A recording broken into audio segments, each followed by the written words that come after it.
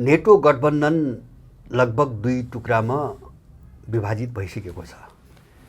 बाहिर त्यस्तो देखिएको छैन, तर केही घटनाक्रमहरू जसरी विकास भइरहेका छन् त्यसले गर्दाखेरि सन् 2024 भित्र अमेरिका एकातिर र युरोपियन युनियन अर्कोतिर हुने कुरा लगभग निश्चित भएको छ, किन युरोपमा त्यस खालको तयारी सुरु भइसकेका समाचारहरू बाहिर आइरहेका छन्। युरोपियन युनियन र अमेरिकाको बीचको सम्बन्ध केही वर्षदेखि अत्यन्तै नराम्रो छ। यद्यपि बाहिर रुसको डरले रुसी हवाको आधारमा चिनिया हवाको आधारमा यिनीहरू मिले जस्तो देखिएको छ, तर पनि रुससँग चीनसँग जति कटुता छ युरोपियन युनियनका देशहरूको त्योभन्दा ठुलो तुस र कटुता अमेरिकासँग छ अव्यक्त रूपमा। जस्तो धेरै घटनाहरू घटे, जस्तो फ्रान्सले अस्ट्रेलियासँग गरेको जो परमाणु पनडुब्बीको खरिद बिक्री सम्झौता थियो त्यो चाहिँ तपाईँको अमेरिकाले खोजिदियो, अमेरिकाले बेलायतले खोजिदिए। फ्रान्ससँग साह्रै कटुतापूर्ण सम्बन्ध विकास भइरहेको छ र पछि रुससँग चाहिँ युरोपियन युनियनको ग्यास आयात रोकिएपछि अमेरिकाबाट उनले किन्न थाले र त्यो बेला उसले 4 गुणा रुसले दिइरहेको भन्दा 4 गुणा मूल्य असुलेर युरोपलाई पुरै लुट्यो। त्यो बेला जर्मनी फ्रान्सले का राष्ट्रपति र चान्सलरले खुलेरै अमेरिकाको निन्दा गरे, हैन, जबरजस्ती यसले ठगिरहेको छ, लुटिरहेको छ भन्नेसम्मको आरोप लगाए। अफगानिस्तानमा 2021 मा अमेरिकाले त्यस्तै धोका दियो। राति भाग्दाखेरि त्यो नेटोको नाममा गएका अरू देशका सेनाहरू कसैलाई जानकारी नदिएर आफू मात्रै भाग्यो, उनलाई अलपत्र छोडिदियो। जस्तो चीनको विषयमा EU र चाहिँ अमेरिकाका बीचमा ठुलो अन्तर्विरोध छ, रुसकै विषयमा पनि अन्तर्विरोध छ, कुन हदसम्म जाने कुन हदसम्म नजाने अन्तर्विरोध छ र मध्यपूर्वलाई लिएर पनि तपाईँको ठुलो अन्तर्विरोध छ। जस्तो इजरायलको जो आक्रमण हो, इटली, स्पेन र फ्रान्सको राष्ट्रपति लगायतका मान्छेहरूले हमासको बर्बरतालाई विरोध गरिरहेका छन् र युद्धविरामको चाहिँ माग गरिरहेका छन्, जो चाहिँ अमेरिकी सोचको एकदमै प्रतिकूल छ, हैन। यिनी सबै घटनाहरू बिस्तारै बिस्तारै विकास हुँदै आएका थिए र अमेरिकाबाट धेरै चाहिँ तपाईँको टाढा युरोपियन देशहरू हुँदै गएको थियो उसको चरित्र हेर्दा। त अहिले दुईटा कारण जबरजस्त रूपमा चाहिँ आए, एकदम नजिक भएर आए र युरोपियनहरू एउटा त कस्तो थियो भन्छ भने वास्तवमा युरोपियनहरूको बुझाइ अहिले के छ, युरोपियन मात्र होइन संसारका सबै मान्छेको बुझाइ के छ भन्छ भने युक्रेनलाई प्रयोग गरेर रुससँग जो लडायो अमेरिकाले गलत आश्वासन दिएर, त्यसका पछाडिको उसको एउटा अन्तर्निहित षड्यन्त्र रुस र युरोपका बीचमा युद्ध गराउनु, युरोपलाई अझै कमजोर बनाएर पुरै आफूप्रति निर्भर बनाइदिनु, रुससँगको सम्बन्ध तोडिदिने, जस्तो आर्थिक सम्बन्ध पुरै तोडिदिने। अब त्यसले गर्दाखेरि आफूप्रति निर्भर हुने भए र युद्धमा फसाइदिनु भने कमजोर पनि हुने भए, सुरक्षाको निम्ति आफूलाई नै गुहार माग्नुपर्ने ठाउँमा उनीहरू पुग्ने भए, हैन। युरोपलाई कज्याउने, जो युरोप बिस्तारै बिस्तारै अलिकति स्वतन्त्र खालको एउटा चाहिँ शक्तिका रूपमा अगाडि आउन कोसिस गरिरहेको थियो, त्यसलाई रोक्नको निम्ति चाहिँ अमेरिकाले एउटा ठुलो तानाबाना बुनेको थियो। युक्रेन द्वन्द्वका पछाडिको एउटा कारण यो पनि थियो, हैन। जस्तो रुस एउटा कारण भए जस्तै, रुसलाई कमजोर बनाउने टुक्र्याउने एउटा कारण भए जस्तै तपाईँको युरोपियन युनियनलाई पनि त्यही हालतमा पुर्याउने उसको रणनीति थियो। यो युरोपियनले बुझेका छन् र बारम्बार भन्ने पनि गरेका छन् अमेरिकाको यो षड्यन्त्र। अहिले दुईटा चिज आइसकेपछि एउटा जर्मन, पहिले म जर्मन रक्षा मन्त्रीको एउटा भनाइ राख्छु। उनले भनेको एउटा भनाइ युरो न्युज भन्ने एउटा अनलाइनले 18 डिसेम्बरका दिन प्रकाशित गरेको छ। EU should prepare for war by end of decade। यो दशाब्दी भनेको सन् 2030 भित्र, अब 6 वर्ष छ भनौँ न। अब यसको अन्त्यको वरिपरि, यो दशाब्दीको अन्त्यको वरिपरि युरोपियन युनियनले युद्धको तयारी गरिसक्नुपर्छ, युद्धको तयारीमा जानुपर्छ भनेर चाहिँ तपाईँको भनेका छन् र उनले दुईटा कारण देखा छन्। एउटा युक्रेन र रुसको लडाइँपछि, हैन, युद्धपछि रुस एकदम आक्रामक भएर आयो, स्वाभाविक छ। किन भन्छ भने एउटा शान्तसँग बसेको कुनै पनि देशलाई अनावश्यक रूपमा चलाएपछि, गिज्याएपछि उसले आफ्नो प्रतिरक्षाको निम्ति कदम चाल्छ र लडाइँ नै भइसकेपछि त्यो आक्रामक हुँदै जान्छ। यो सबैले चाहिँ अनुमान गर्न सक्ने कुरा हो। त्यसकारणले जस्तो नेटोको गतिविधि यसमा चाहिँ तपाईँको रुसको जो आक्रामकता हो पछिल्लो काल बढ्दै जो गएको छ, यसमा अमेरिका मात्रै होइन युरोपियन युनियनका देशहरू पनि जिम्मेदार छन्। किन अमेरिकाको मतियार बनेर नेटोको नाममा अमेरिकाले जे भन्यो उनीहरूले त्यो गर्दै आए र धेरै युरोपियन देशहरूसँग रुसको दूरी बढ्दै गयो, यतिसम्म कि कुनै पनि बेला युद्ध हुन सक्ने अवस्था छ। जस्तो बाल्टिक देशहरू, जस्तो पोल्यान्ड सहितका 3 बाल्टिक देशहरू, इस्टोनिया, लाटभिया, लिथुआनिया, अहिले उनी रक्षा मन्त्रीले 2टा अरू देशको कुरा उठाएको छन्, जस्तो मोल्दोभा र जर्जिया एकदम खतराको बिन्दुमा पुगिसकेका छन् रुसलाई लिएर, हैन? अथवा रुसले कुनै पनि बेला हमला गरिदिन सक्छ ती 2 देशमाथि, हैन? एउटा कारण यसले गर्दाखेरि युरोपभित्रका देशहरूलाई कसरी जोगाउने, हैन? रुसको आक्रामकता जो बढिरहेको छ यसबाट युरोपियन युनियनका देशहरूलाई कसरी जोगाउने भन्ने एउटा समस्या। दोस्रो समस्या के आइरहेछ भने जस्तो अमेरिकाको अनिश्चितता। 2टा कारणले अब युरोपियन युनियनका देशहरू अमेरिकासँग भर पर्ने हालतमा छैनन्। एउटा त ट्रम्पको उदय, जस्तो चुनावमा ट्रम्पलाई उठ्न दिइयो अथवा ट्रम्पले राष्ट्रपति चुनाव जिते भने उनले विदेश नीतिलाई पुरै चाहिँ बदल्ने घोषणा गरिसकेका छन्, नेटोबाट बाहिर निस्कने घोषणा गरेका छन् र संसारमा जहाँ अमेरिकन फौज राखिएको छ त्यो धेरै ठाउँबाट चाहिँ अमेरिकन सेनाहरू फिर्ता गर्ने कुरा पनि उनले गरेका छन्। जस्तो युक्रेनलाई सहयोग बन्द गर्नेदेखि लिएर युरोपियन युनियनसँगको सम्बन्धमाथि पनि पुनर्विचार गर्ने थुप्रै कुराहरू आएका छन्। ट्रम्पको उदय भयो भने पनि युरोप एक्लिने नै भयो अब, हैन? अमेरिका साथमा नरहने भयो। अब दोस्रो अर्को कुरा के छ भन्छ भने रुस युक्रेन द्वन्द्वपछि रुस जो आक्रामक हुँदै आयो नि यसको कोणबाट रुसी खतरा बढ्दै गयो।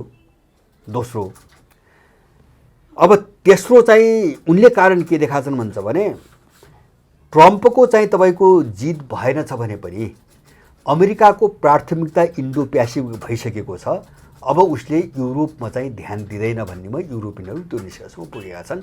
यो 3टा कारणले युरोपियन युनियनहरू आफ्नै खुट्टामा युद्धको तयारीमा लाग्नुपर्छ भनी जर्मन रक्षा मन्त्रीको बयान आएको छ र यो सत्य हो। किन भन्छ भने अमेरिकाले के घोषणा गरिसकेको छ भने जस्तो हुन त युक्रेनमा चाहिँ तपाईँको रुससँग नसकेर आएको निर्णय हो, त्यसको पछिल्लो अमेरिकाको निर्णय के हुन्छ भने रुसभन्दा दीर्घकालीन र रणनीतिक हिसाबले ठुलो समस्या र शत्रु चीन हो, त्यसकारणले हामी दक्षिण चीन सागर अथवा इन्डो प्यासिफिकमा केन्द्रित हुनुपर्छ, हाम्रो शक्ति त्यहाँ केन्द्रित गर्नुपर्छ भनेर बाइडेन प्रशासनले पनि आफ्नो नीति बदलिसकेको छ। उसको त्यो नीतिबाट पनि के बुझिन्छ भन्छ भने अमेरिका इन्डो प्यासिफिकको नाममा चीनका वरिपरि चाहिँ तपाईँको चाहिँ भेला हुन सुरु भइसकेको छ। जस्तो उसले त्यतातिर तयारी गरिरहेछ। जस्तो हामीले हेर्छौँ फिलिपिन्समा चाहिँ 4वटा सैन्य बेसहरू थप्यो, हैन? केही समय अगाडि यो नयाँ राष्ट्रपति आएपछि अब ताइवानलाई उचाल्न चाहिँ धेरै कोसिस गरिरहेको छ। चाहिँ क्याम्प डेभिड बैठक गरायो, जापान र दक्षिण कोरियालाई लगेर केही महिना अगाडि क्याम्प डेभिडमा बैठक गरायो र उत्तर कोरिया र चीनसँग लड्नको निम्ति एउटा गठबन्धन, अघोषित गठबन्धन बनाउने कोसिस गर्यो र त्यही बाइडेनले नै जापानमा नेटोको चाहिँ तपाईँको क्षेत्रीय कार्यालय राख्ने घोषणा गरे। यद्यपि फ्रान्सले त्यसको जोरदार विरोध गर्यो, अस्वीकार गरे, किन एटलान्टिक सङ्गठन भनेको पश्चिम युरोप र अमेरिका बीचको सङ्गठन हो, यो त्योभन्दा बाहिर जान सक्दैन भनेर फ्रान्सले त्यसको खण्डन गर्यो आदि इत्यादि। तर अमेरिका इन्डो प्यासिफिकको नाममा एसिया प्रशान्त क्षेत्रमा केन्द्रित हुँदैछ 2टा कारणले।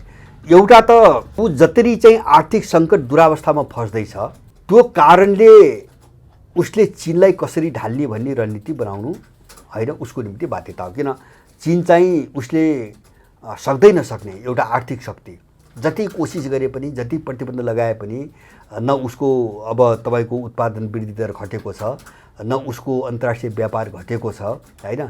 चीनको बढी नै रहेको छ। त्यसकारणले त्यो उसको आर्थिक शक्ति नै अमेरिकाको निम्ति सबभन्दा ठुलो खतरा हो। किन रुस त सामरिक हिसाबले मात्रै खतरा हो, चीन सभ्यताको कोणबाट पनि अमेरिकाको दुश्मन भयो, फरक सभ्यता भयो, उल्टो सभ्यता भयो र आर्थिक रूपमा पनि सबभन्दा ठुलो चाहिँ खतरा चीन भयो र अहिले रुसलाई टेकाएको पनि चीनले हो भन्ने अमेरिकनहरूको निष्कर्ष छ। त्यसकारणले चीनलाई नै पहिले समाप्त पार्नुपर्छ भन्ने नीति अन्तर्गत उनीहरू पूर्वी प्रशान्त क्षेत्रमा केन्द्रित भइरहेका छन्, घोषित रूपमै भइरहेका छन्। यसले युरोपियनहरूलाई के परेको छ भन्छ भने अब युक्रेनबाट पनि पन्छिँदै गयो अमेरिका। युक्रेनको विषयलाई लिएर अमेरिकाभित्र विवाद पनि भयो अब होइन। अब अमेरिका युक्रेनमा ध्यान दिन सक्ने हालतमा छैन। एउटा दोस्रो चाहिँ रुससँग चाहिँ कुनै पनि रिस्क लिने मानसिकतामा पनि अमेरिका छैन, किन रुस चाहिँ उनीहरूले कल्पना गरेको भन्दा कैयौँ गुणा चाहिँ तपाईँको ठुलो अझै शक्ति रहेछ भन्ने कुरा यिनीहरूले अब बुझे, व्यवहारमा बुझे। अब त्यस कारणले गर्दाखेरि युरोपियन युनियनहरू युक्रेनका मान्छेहरू डराइरहेका छन् र उनीहरूले अब युद्धको तयारी, युद्ध त हुने नै भयो, किन चिडाइसके होला, भित्र पश्चाताप होला। अहिले उनी त्यो भनेका छैनन्। जस्तो अमेरिकाले हामीलाई यो ठाउँमा पुर्यायो, रुससँग लड्नुपर्ने ठाउँमा पुर्यायो, त्यो त उनीहरूले भन्दैनन् बाहिर होइन। तर यिनको बोलीले के देखाइरहेको छ भन्छ भने अमेरिकाको मतियार बनेर अनावश्यक दुश्मनी मोल्दा होइन अब रुस आफैमाथि आइलाग्ने स्थिति आयो भन्ने चाहिँ यिनीहरूको निष्कर्ष छ। र त्यसको निम्ति जर्मन रक्षा मन्त्रीको भनाइ के हो भन्छ भने यो दशकको अन्त्यसम्ममा हामी एउटा युद्धमा जानै पर्छ। किन भन्छ भने विश्वको समग्र प्रवृत्ति हेर्दाखेरि अब महायुद्धलाई रोक्ने चाहिँ सम्भावना कतै पनि देखिन्न। यो त मैले बारम्बार भन्दै आएको छु। जसलाई विशुद्ध भन्छन् यसलाई रोक्न सक्ने कुनै पनि सम्भावना छैन। यो कुनै हालतमा रोकिन्न होइन।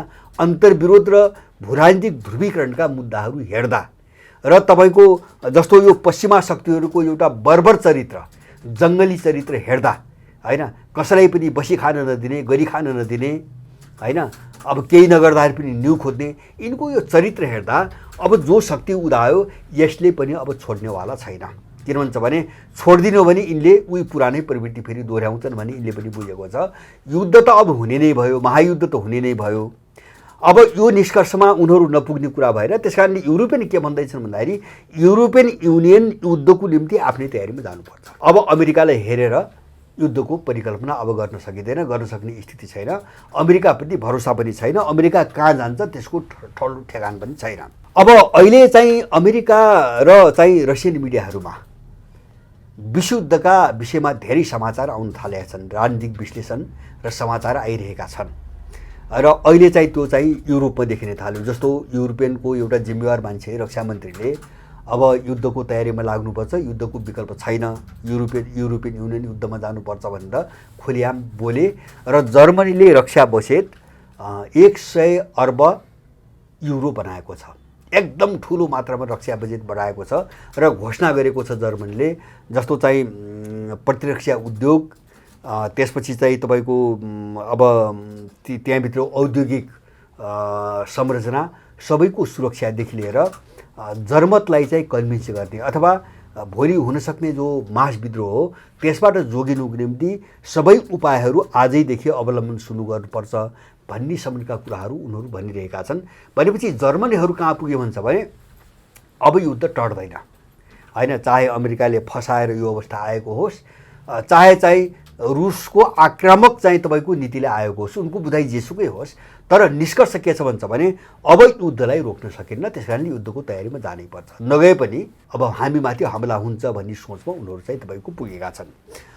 अब यसै बिचमा अस्ति एउटा चाहिँ तपाईँको मैले भने अघि नै भने जस्तो रसियन इन्टेलिजेन्सले यो 2024 यो वैश्विक उथलपुथलको चाहिँ वर्ष हो र त्यसको एपिसेन्टर मध्यपूर्व हो अथवा मध्यपूर्वबाट नै यो उथलपुथल चाहिँ तपाईँको सुरु हुन्छ भन्ने कुरा गरेका थिए। र अब रुसले लगातार यस्ता खालका विश्लेषण र समाचार प्रकाशन गर्दै आएको छ होइन। अब यसलाई अलिकति गहिररी बुझ्नुपर्छ भन्ने लाग्छ मलाई, किन त्यो उनको तयारीसँग बुझ्नुपर्छ। त्यस्तो स्थिति आयो भने पूर्ण रूपमा महायुद्धको निम्ति रुसीहरू एकदम तयारी पोजिसनमा बसेको जस्तो देखिन्छ। त्यो कोणबाट आइरहेका छन् सबै विश्लेषणहरू। र पछिल्लो कालमा अर्को एउटा चाहिँ तपाईँको एउटा विश्लेषण आएको छ रुसी मिडियामा। त्यसमा के भनिन्छ भन्छ भने जस्तो जो युद्धहरू हुन्छन् नि, यिनी युद्धहरू कुनै एप्रोचबाट चाहिँ विकास भएका हुन्छन् होइन, कुनै एउटा दृष्टिकोण सोचबाट विकास भएका हुन्छन्। जस्तो युक्रेनसँगको युद्ध भयो होइन, यसका पछाडि अमेरिकनको एउटा एप्रोच थियो। युद्ध त त्यसै भड्केको होइन। जस्तै हमासले चाहिँ त इजरायलमाथि आक्रमण गर्यो, त्यो कुनै एप्रोच, कुनै डिजाइन, कुनै योजना अनुसार आक्रमण गर्यो। आक्रमणपछि गर्ने के, यसलाई कहाँसम्म लैजाने, त्यो एउटा चाहिँ तपाईँको सबै रूपरेखा तयार नपारिकन कसैले आक्रमण गर्दैन। अथवा अहिले भनौँ रुसले विभिन्न खालको एउटा जालो बिछाइरहेको छ, जस्तो अफ्रिका, मध्यपूर्व, पूर्वी प्रशान्त क्षेत्र। यो पछिल्लो काल हेर्ने हो भने युक्रेन द्वन्द्वको यो 2 वर्षको इतिहास हेर्ने हो भने त सायद रुसको उपस्थिति नभएको सामुद्रिक र चाहिँ तपाईँको यो जमिनी क्षेत्र कुनै पनि अपवादमा कुनै पनि ठाउँ बाँकी होला, जस्तो अमेरिकाको मुखैमा होइन, जस्तो क्यारिबियन देशहरूदेखि लिएर जस्तो होन्डुरस भयो, निकारागुआ भयो। यद्यपि कतिपय ठाउँमा त्यो कूटनीतिक सम्बन्धको स्तरमा छ होइन, कतिपय ठाउँमा चाहिँ मिलिटरी सम्बन्ध छ, कतिपय ठाउँमा मिलिटरी सम्बन्धको दिशा अगाडि बढिरहेको छ। जस्तो चाहिँ तपाईँको त्यसपछि अब क्युबा त पहिलेदेखि भइहाल्यो। अब यतातिर पूर्वी प्रशान्त क्षेत्रमा चीनसँग नियमित रूपमा चाहिँ सैन्य अभ्यास गरिरहेको छ, जापानको वरिपरि होइन। अस्ति भर्खरै चाहिँ दक्षिण कोरियाको हवाई क्षेत्र चीन र रुसका चाहिँ युद्धक विमानहरूले उल्लङ्घन गरेको र भित्र पसेको आरोप दक्षिण कोरियाले लगाएको छ। अब त्यसपछि अफ्रिका हामीले देखिरहेका छौँ, पश्चिमाहरूको जरै उखेल्यो, साहेल क्षेत्रबाट पश्चिमाहरूको जरै उखेलिदियो होइन। जस्तो दक्षिण अमेरिकामा भेनेजुएला जस्ता देशहरू छन्। अब हिन्द महासागर भयो, प्रशान्त महासागर भयो, बाल्टिक सागर भयो, क्यास्पियन सागर भयो, अथवा चाहिँ तपाईँको के अरे चाहिँ कृष्ण सागर भयो, सबै ठाउँमा रुस पुगिसकेको छ होइन, जमिनमा पनि र समुद्रमा पनि। यसले गर्दाखेरि उसले लगभग आफूलाई सोभियत कालको जस्तो एउटा संसारको सबै महत्त्वपूर्ण रणनीतिक ठाउँहरूमा आफ्नो फौजी उपस्थिति रुसले जनाइसकेको छ होइन। यो कुरा युरोपियनहरूले राम्रोसँग बुझेका छन्। त्यसकारणले अब यसले जर्मन रक्षा मन्त्रीको भनाइले एउटा चिज कम्तीमा पनि एउटा चिज स्पष्ट पार्छ। उनले मुख रूपमै भनेका छन्, उनले त्यो लुकाएका पनि छैनन्। अमेरिका र युरोपियन युनियनको बिचमा अब फुट धेरै टाढा छैन होइन, अब धेरै टाढा छैन। युरोपियन युनियनका देशहरू अमेरिकाप्रति निर्भर भएर एउटा पछुतोमा छन् भन्ने यिनको भनाइले देखाउँछ, पछुतोमा छन्। र त्यसमा पनि अब उनीहरू कहाँ चाहिँ धेरै निराश छन् भन्छ भने अमेरिकामा ट्रम्पले हारे पनि अब अमेरिका हाम्रो निम्ति अनुकूल छैन र हाम्रो साथमा रहने छैन भन्नेमा ढुक्क छन्, किन उसको प्राथमिकता तपाईँको चेन्ज भयो अब होइन। जस्तो युको चाहिँ तपाईँको प्राथमिकता, जस्तो अमेरिकाको प्राथमिकता चीनलाई घेर्ने होइन, त्यो क्षेत्रमा युद्ध गराउने छ, जबकि युरोपियन युनियन त्यसको विरुद्धमा छ। किन चीन सबभन्दा ठुलो व्यापारिक चाहिँ साझेदार हो युरोपियन युनियनको, सबैभन्दा बढी व्यापार चीनसँगै गर्छन् उनीहरू विश्वमा। अब त्यससँग सम्बन्ध बिग्रियो, युरोपियन युनियनको बिग्रियो भने युरोप चाहिँ 24 घण्टाभित्र तासको पत्ता चाहिँ ढल्छ, तासको महल चाहिँ गर्ल्यामगुरुम चाहिँ युरोपियन युनियन ढल्छ होइन। एउटा ऊर्जा सङ्कट त छ नै युरोपमा, आइसकेछ रुससँग सम्बन्ध बिग्राएर। अब व्यापार पनि त्यस्तै भयो भने युरोप उठ्ने सम्भावना रहेन, पुरै चाहिँ तपाईँको एउटा कस्तो भन्छ भने एउटा निर्जन भूमिमा परिणत हुने खतरा बढ्छ युरोपमा। त्यसकारणले गर्दाखेरि अब यो जर्मन रक्षा मन्त्रीको कुरा सुन्यो भने पनि अरू चाहिँ जस्तो अमेरिकनले गरिरहेका गतिविधिहरू त हामीले सामान्यतः चर्चा गर्दै आएका छौँ। अब युरोपियनहरू जे बोलिरहेका छन् त्यसले पनि अब महायुद्ध अथवा त्यो विशुद्ध को चाहिँ तपाईँको दिन धेरै टाढा छैन र त्यसलाई टार्न सकिने सम्भावना त अब छँदै छैन, यो कुरो स्पष्ट पार्छ। कम्तीमा पनि के हुन्छ भने अमेरिका र युका बिचमा फुट भयो होइन, विभाजन भयो भने पनि मलाई लाग्छ त्यो विशुद्धलाई रोक्ने एउटा चाहिँ तपाईँको माध्यम बन्न सक्छ, एउटा चाहिँ साधन बन्न सक्छ त्यो। किन भन्छ भने त्यस्तो स्थिति आयो, जस्तो अहिले अमेरिका छ नि युसँग विभाजन भयो, एकातिर युसँग विभाजन हुने र अर्कोतिर जस्तो ठाउँ ठाउँमा अमेरिका फस्दै गएको छ नि, लाल सागरमा फस्यो होइन। र अमेरिका धेरै कमजोर भएर अब म चाहिँ सिद्धिएँ, अब मलाई चाहिँ हुती जस्ता हमास जस्ता सङ्गठित नटेर्ने भए भनेपछि अब रुस र चीनसँग लडेर त पार लाग्ने त सम्भावनै हुँदैन। यो भयो र कुनै बहाना बनाएर सर्लक्क घरतिर लाग्यो भने युद्ध रोकिने, त्यति हो एउटा झिनो आशा।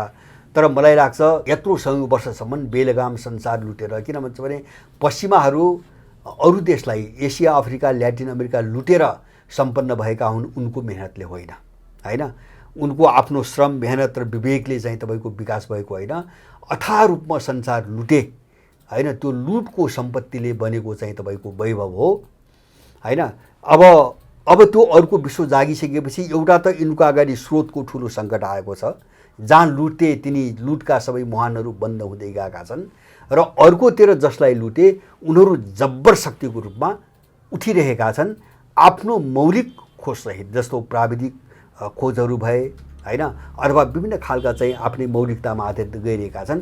त्यसकारणले अब हामी सक्दैनौँ भन्ने कुरामा क्लियर छन्। कसरी आफ्नो विषयमा सोच्ने भन्ने टुङ्गोमा यिनीहरू पुगेका छन्।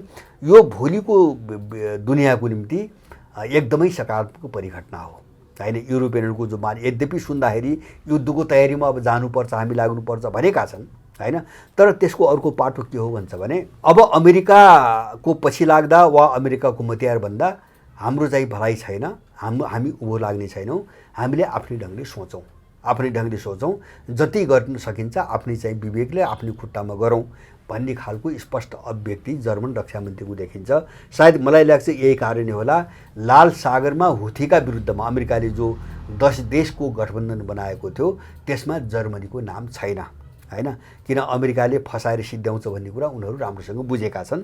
त्यसकारणले जर्मनी यसबाट अलग भएको छ र अर्को जर्मनीसँग पहिलेदेखिकै तुस पनि छ एउटा भित्र। सायद मलाई लाग्छ अब विस्फोट हुन्छ, सङ्कट जति बढ्दै जान्छ, अन्तर्विरोध जति बढ्दै जान्छ, त्यो तुस पनि निस्किँदै जान्छ।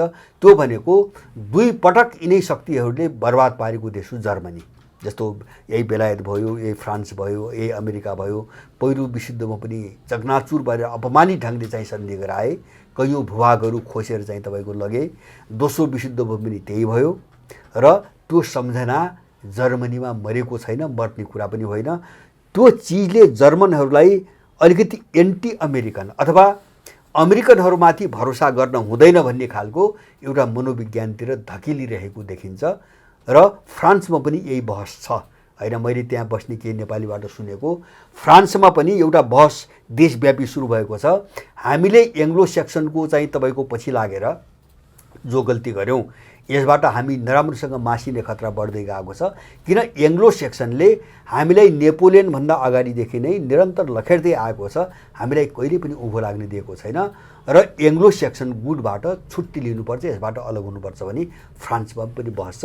एक खालले सबैको पुनरागमन भनौँ, सबैको पुनरोदय हैन, त्यो सोचमा पुनरोदय हैन, त्यो चाहिँ तपाईँको आफ्नो शक्ति सञ्चयमा पुनरोदय अथवा आत्मनिर्भरता, स्वाधीनता सबै मोर्चामा चाहिँ आफ्नो सोच विकास भइरहेको छ र जर्मनीमा यो प्रखर रूपमा उठिरहेको छ।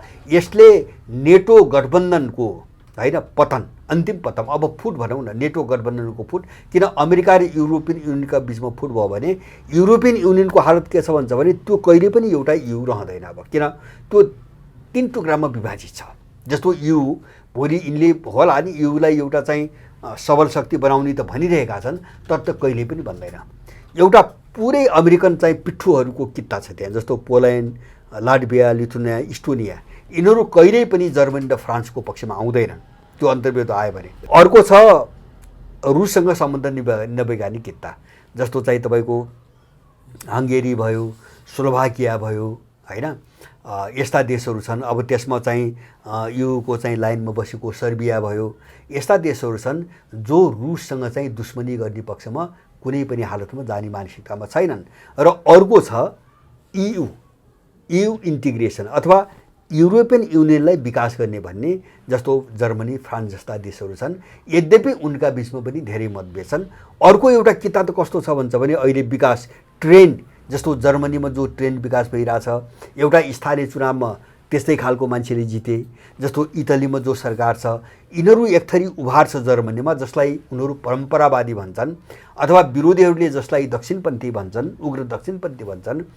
उनीहरू आफ्नो जग र मौलिकता मासेर युरोपियन युनियनको अन्डरमा बस्ने कुराको पनि विरोधी, नेटोमा रहेर काम गर्ने कुराको पनि विरोधी। किन उनको तर्क के छ भन्दाखेरि यसले गर्दाखेरि हाम्रो आफ्नो विवेक बन्धक हुन्छ, हाम्रो मौलिकता जान्छ, हाम्रो आफ्नोपन रहँदैन। अब यो विभाजन युरोपियन युनियनभित्र छ। त्यसकारणले जो विश्वको यो चाहिँ द्वन्द्व अलिकति तपाईँको भड्किने हैन, यसले अलिकति फराकिलो चाहिँ तपाईँको रूप लिन थाल्ने बित्तिकै युरोपियन युनियन चकनाचुर हुने हालतमा छ। मलाई लाग्छ युरोपियन युनियन सिद्धिन्छ। किन भन्छ भने पहिलो त त्यो सिआइएको प्रोजेक्ट हो हैन, अब सिआइले नै बनाएको प्रोजेक्ट अन्तर्गत यु बनेको हो। अब त्यसमा पनि कस्तो छ भन्छ भने त्यसभित्र एकता हुने कुनै सम्भावना छैन, एउटा सङ्गठनका रूपमा रहने कुनै पनि सम्भावना छैन। सोच विचारमा आकाश पाताल अन्तर छ। निष्कर्ष हेर्दा अमेरिका र युरोपको तपाईँको विभाजन भएछ भने पनि त्यो उनको पतनको सङ्केत हो। उनले बाहिर भने जस्तो युद्धको तयारी गरेर कसैसँग युद्ध गरेर उनले जित्ने उनीहरू सुदृढ हुने, उनको हात माथि पर्ने कुनै सम्भावना छैन। युको कुरा गर्नु पनि आजका दिनसम्म पनि उनको आफ्नो अर्थतन्त्र पनि छैन हैन। व्यापार भनौँ न पुरै अमेरिका नियन्त्रित हो। उनको आफ्नो डिफेन्स सिस्टम पनि छैन, पुरै अमेरिका नियन्त्रित हो। अमेरिकाको भरमा चाहिँ अहिलेसम्म आफ्नो सुरक्षा गर्नुपर्छ भनेर त्यही मान्यतामै बाँचेका देशहरू हुन्। त्यसले गर्दाखेरि अब त्यो आफ्नो खुट्टामा उभिएर हैन अब ठुलो युद्ध लड्न सक्ने सामर्थ्य विकास हुने भन्ने कुरा त त्यो दशौँको कुरा हो। त्यो चाहिँ 4-5 वर्षमा त्यो पुरा हुने कुरा पनि मैले देख्दिनँ। युरोपियन युनियन अहिले जबरजस्त सङ्कटमा छ र यसले अमेरिकासँग विभाजनको सङ्केत दिएको छ। बाँकी विश्वका निम्ति यो चाहिँ सकारात्मकै कुरा हो भन्ने चाहिँ मलाई लाग्छ।